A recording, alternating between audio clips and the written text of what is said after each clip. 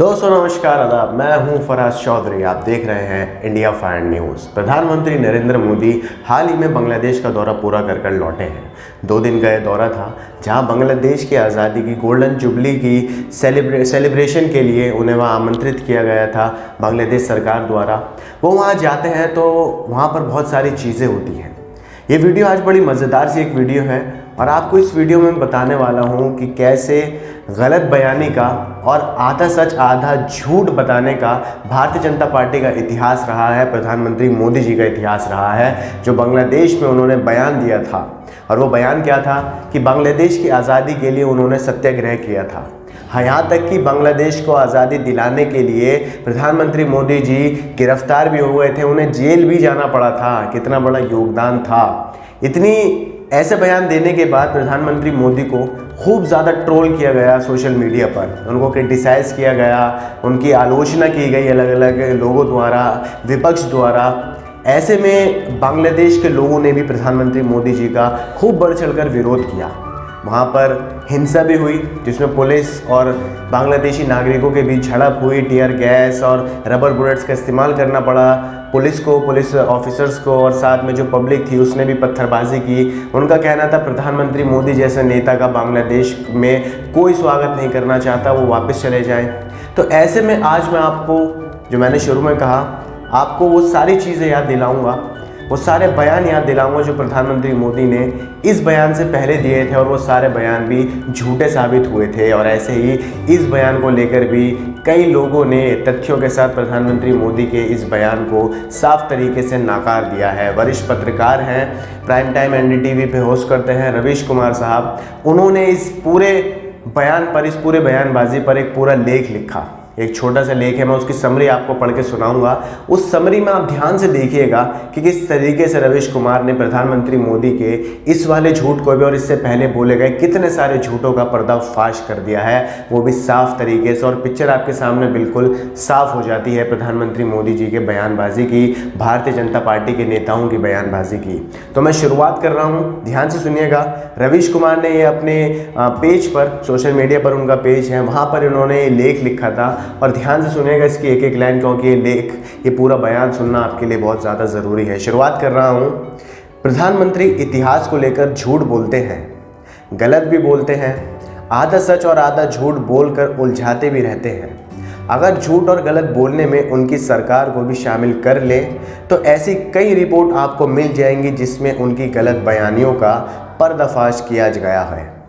इस रिकॉर्ड की पृष्ठभूमि में बांग्लादेश की आज़ादी के लिए सत्याग्रह और जेल जाने की बात को सोशल मीडिया पर मजाक उड़ जाना स्वाभाविक था। प्रधानमंत्री ने कर्नाटक के बीदर में बोल दिया कि जब भगत सिंह जेल में थे तब उनसे मिलने कांग्रेस का कोई नेता नहीं गया। तुरंत ही तथ्यों से इसे गलत साबित किया गया और आज तक प्रधानमंत्री ने उस पर कोई सफाई नहीं दी।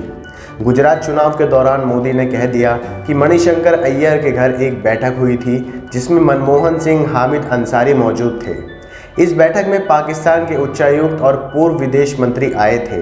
मोदी ने बेहद चालाकी से इसे गुजरात चुनाव से जोड़ा और कहा कि पाकिस्तान कांग्रेस की मदद कर रहा है और अहमद पटेल को मुख्यमंत्री बनाना चाहता है।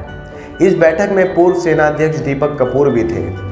मोदी ने इसकी भी परवाह नहीं की कि भारतीय सेना के पूर्व प्रमुख दीपक कपूर पाकिस्तान के साथ मिलकर किसी साजिश में शामिल नहीं हो सकते।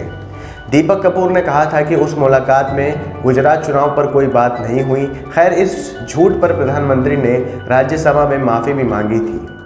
तक्षशिला बिहार में है, यह गलत बयानी थी। वाजपेयी मेट्रो में सवारी करने वाले पहले भारतीय थे, ये भी गलत तथ्य साबित हुआ। कर्नाटक की रैली में मोदी बोल गए कि उन्होंने खातों में सीधे पैसे भेजने की सेवा शुरू की, जबकि इसकी शुरुआत 2013 में हो चुकी थी। यूपी के चुनाव प्रचार में मोदी ने कह दिया कि रमज़ान में बिजली तो आती थी, दिवाली में भी आनी चाहिए थी। बाद में तथ्यों से पता चला कि यह गलत है। कानपुर में रेल दुर्घटना हुई थी तो ISI से जोड़ दिया, जिसे यूपी के पुलिस प्रमुख ने खारिज किया था। इसकी रिपोर्ट आ गई है, आप खुद सर्च कर सकते हैं। ऐसे अनेक उदाहरण आपको ऑल्ट न्यूज़ से लेकर तमाम मीडिया रिपोर्ट में मिल जाएंगे। यहाँ तक कि 15 अगस्त के भाषणों में भी तथ्यों की विस्कांदियाँ उजागर की जाती रही हैं।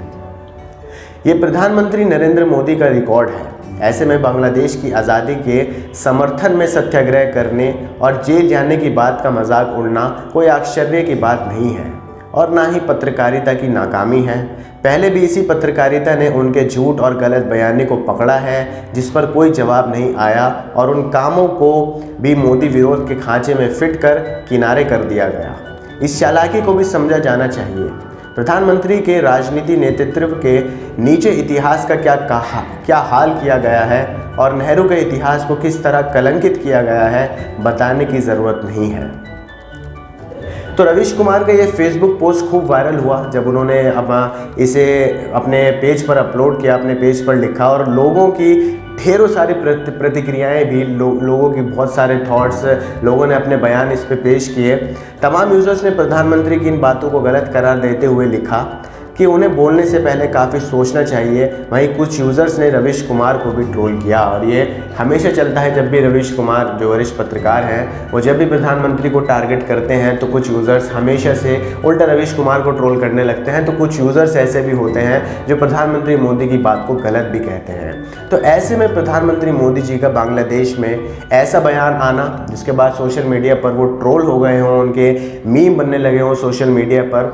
और ऐसे ही रवीश कुमार ने भी इस लेख में आपने सुना कि कैसे जो पिछले झूठ बोले गए हैं प्रधानमंत्री द्वारा, जिसके लिए उन्होंने एक बार राज्यसभा में माफ़ी भी मांगी थी, इन सब झूठ का इतिहास ये बताता है कि प्रधानमंत्री मोदी जी अपने बयान देने से पहले सोचते नहीं हैं। और यही हाल भारतीय जनता पार्टी के अन्य नेताओं के साथ भी है। वो कुछ भी बोल देते हैं जो उनके मन में आता है, चाहे मुख्यमंत्री हो, चाहे कार्यकर्ता हो, चाहे नेता हो, चाहे विधायक हो, कोई भी हो, वो सब बस बोल देते हैं। हाल ही में आपने सुना था उत्तराखंड के मुख्यमंत्री जो अभी नए ताज़े बने हैं, उन्होंने औरतों के जीन्स पहनने पर, जो रिप्ड जीन्स होती है उसको पहनने पर भी सवाल खड़े कर दिए थे। फिर उन्होंने हमारे ऊपर, हम भारतीयों के ऊपर जो अंग्रेज़ों ने शासन किया था, जो लंदन इंग्लैंड ने शासन किया था, उसकी जगह उन्होंने अमेरिका को रख दिया था कि अमेरिका ने हम पर शासन किया है।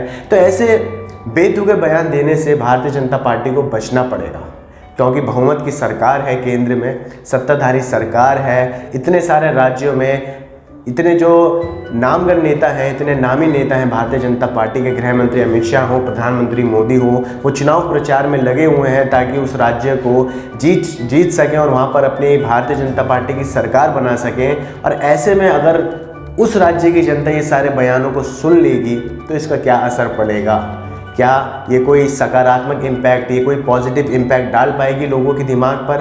बंगाल में ही ले लीजिए, बंगाल में चुनाव हैं, शुरू हो चुके हैं, दूसरे चरण के चुनाव भी होने हैं, जिसमें एक तरफ सामने ममता बनर्जी अकेली खड़ी है टीएमसी पार्टी को लेकर और उनके सामने पूरी भारतीय जनता पार्टी, जिसमें प्रधानमंत्री मोदी भी हैं, गृह मंत्री अमित शाह भी हैं और भी बहुत सारे बागी नेता हैं टीएमसी के, वो सब ममता बनर्जी से लड़ रहे हैं। ऐसे में बंगाल की जनता जब ऐसे बयान सुनती होगी भारतीय जनता पार्टी के नेताओं द्वारा, खुद प्रधानमंत्री मोदी द्वारा, तो उन्हें कैसा लगता होगा? आपको ये सोचने की ज़रूरत भी है। और पत्रकारिता की बात तो करना यहाँ बिल्कुल ऐसा हो गया है जैसे आप खाली मटके में से पानी निकालते रहें और पानी आपके गिलास में आएगा ही नहीं, क्योंकि पत्रकारिता को लेकर इतने सवाल हो चुके हैं। प्रधानमंत्री मोदी जी को जिस तरीके से जो देश की गोदी मीडिया के चैनल्स हैं वो दिन भर लगे रहते हैं प्रधानमंत्री मोदी जी का प्रचार करने में, उनकी गलत चीज़ों को सही बताने में। इसी में देख लीजिए बांग्लादेश के बयान जो उन्होंने दिया था, बांग्लादेश की आज़ादी वाला, गोदी मीडिया ने कितनी तरीके से, पत्रकारों ने कितने तरीके से सोशल मीडिया पर